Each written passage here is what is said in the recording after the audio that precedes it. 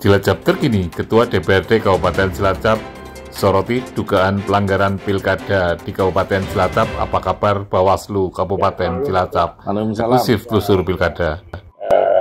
Masa kampanye ini sudah mulai menghangat dari pandangan DPRD gimana Pak untuk tahapan kampanye ini Pak? Tahapannya sampai hari ini menghangat. Kalau orang kan mengatakan memanas, enggak sih, menghangat ya. Kalau udah hangat, itu darah semangatnya malah tidak tersalurkan. Nanti menjadi dingin, membeku. Ini sudah bagus, sudah bagus. Saya lihat walaupun situasinya menghangat, tapi hatinya tetap tenang, pikirannya tetap jernih, sehingga Cilacap hari ini kondusif. Biasa saja masih kok menurut saya. Ya Pak, Bawaslu manggil PJ Bupati dan dua pejabat untuk klarifikasi berkaitan dengan pasal proyek. Ya. Dan pandangan teman-teman media ini ada proses pemeriksaan yang tanda kutip kucing-kucingan. Ini pandangan dari DPRD sebagai fungsi kontrol pengawasan gimana Pak? Yang pertama, saya belum ada laporan Bawaslu-nya kucing-kucingan. Kalau ada laporan, nanti kan ada mekanisme. Yang pertama, Bawaslu kan ada dewan kehormatannya. Nanti kan dilaporkan mesti berproses di sana. Jadi gini, ada sebuah institusi terkaitan dengan undang-undang pemilu, semuanya sudah diatur melalui PKPU dan yang lainnya. Menjalankan proses itu dari landasan PKPU ada Bawaslu. Bawaslu-nya apakah pengawas tidak ada ngawasi? Ada Dewan Kehormatan.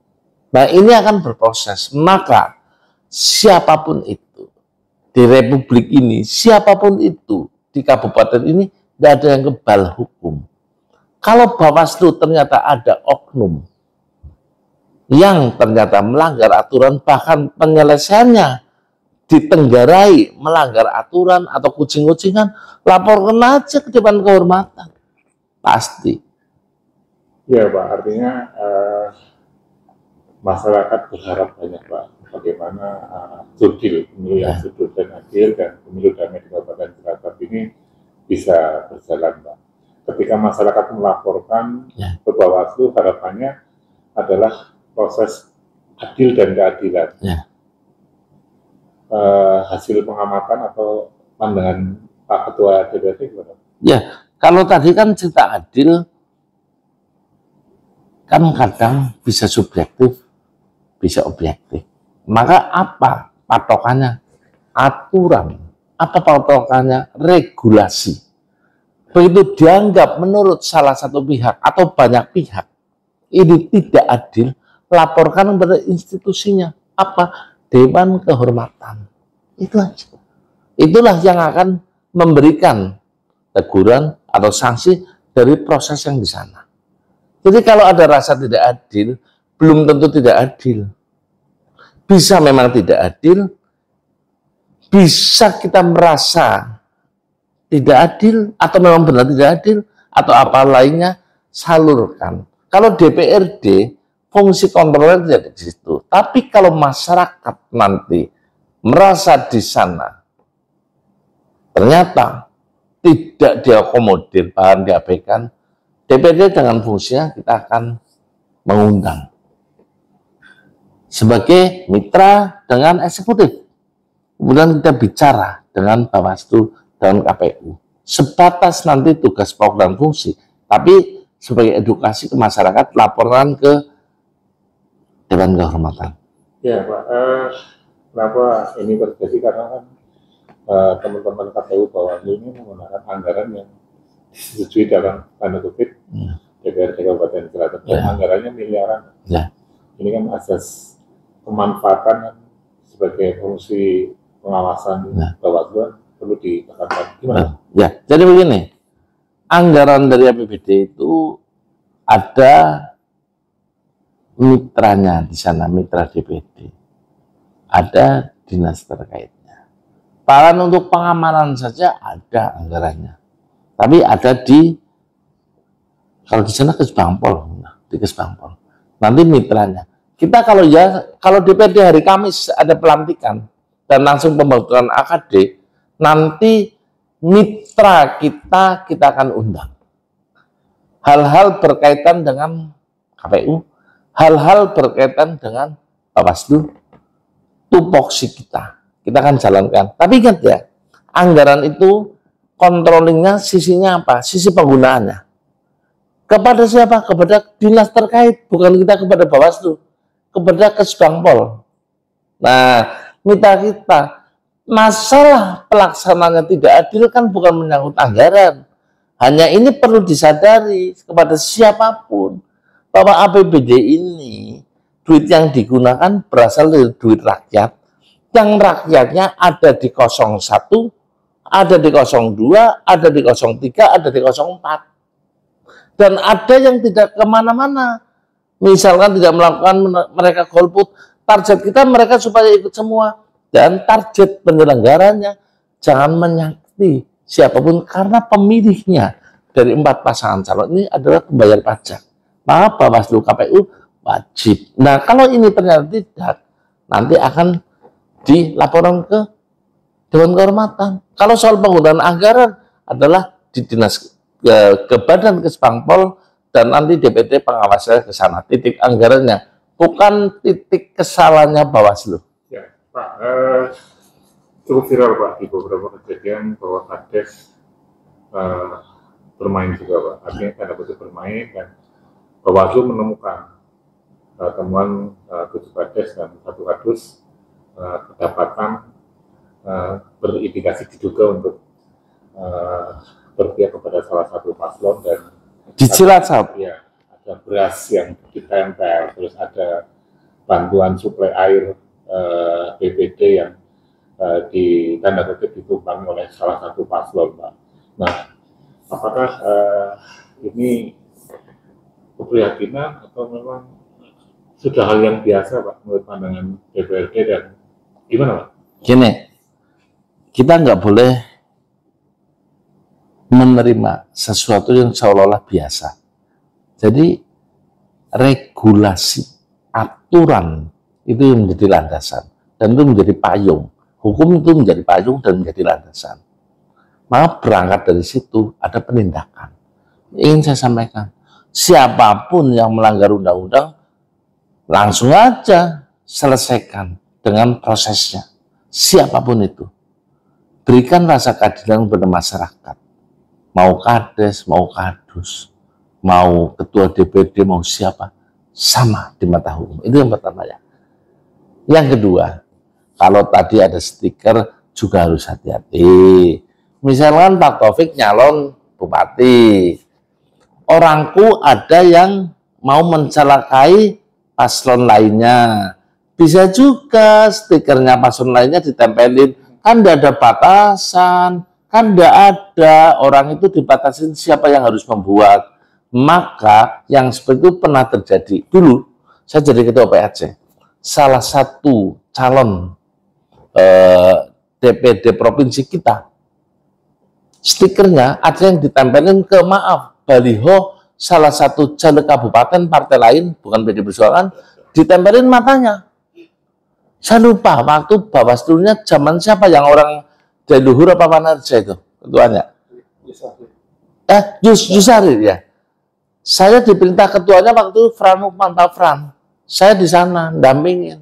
Saya sampaikan minta ganti rugi, minta sanksi.